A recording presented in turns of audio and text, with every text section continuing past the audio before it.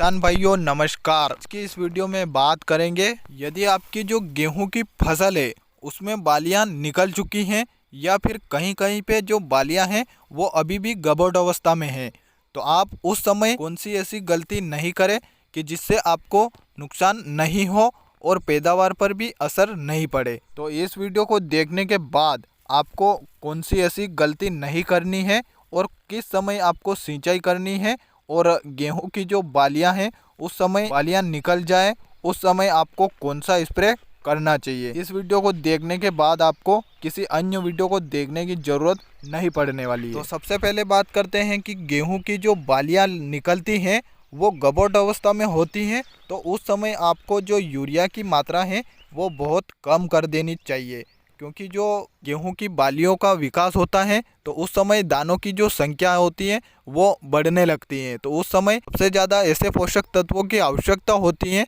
जो दानों के लिए फायदेमंद हो। और जो गेहूं की सिंचाई होती है आपको हमेशा दाना निकलते समय ही सिंचाई करनी चाहिए, और जब आप सिंचाई करते हो तो आपको गेहूं की बालियां संपूर्ण रूप से निकल जाए उसके बाद आपको गेहूं में पानी देना है। अगर किसान भाइयों दूसरी बात करें तो जो गेहूं में जो पानी की आवश्यकता होती है वह उस समय होती है जब गेहूं की बालियों में दानों की संख्या बढ़ने लगती है। तो उस समय दानों में जो दूध बनेगा वो बहुत अच्छी तरीके से बनता है, तो आपको उस समय सिंचाई करनी चाहिए। तो आप उस समय अपनी गेहूं की जो फसल है उसमें पानी दे। इसके अलावा किसान भाइयों, आप गेहूं की जो फसल है उसमें बालियां निकलने के समय आप अगर 0050 खाद का स्प्रे कर देते हो तो आपकी जो गेहूं की फसल है उससे लगभग आपको 20 से 30% उत्पादन ज़्यादा देखने को मिल जाएगा, क्योंकि 0050 खाद में जो 50% मात्रा होती है वो पोटाश की होती है,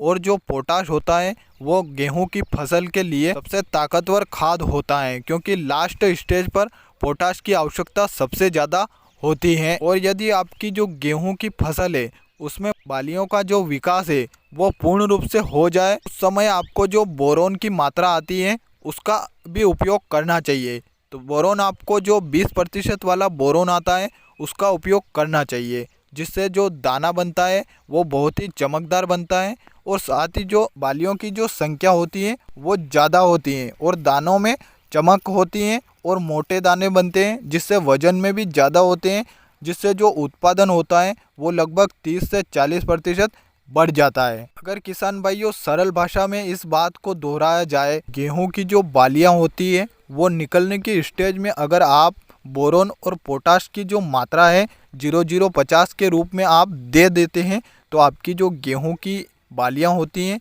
वो लंबी बनती हैं, और साथ ही जो दानों की संख्या होती है वो डबल हो जाती है और वजनदार दाने बनते हैं, जिनसे जो पैदावार होती है वो लगभग बहुत शानदार देखने को मिलती है। चैनल के साथ जुड़ने के लिए अवश्य सब्सक्राइब करें।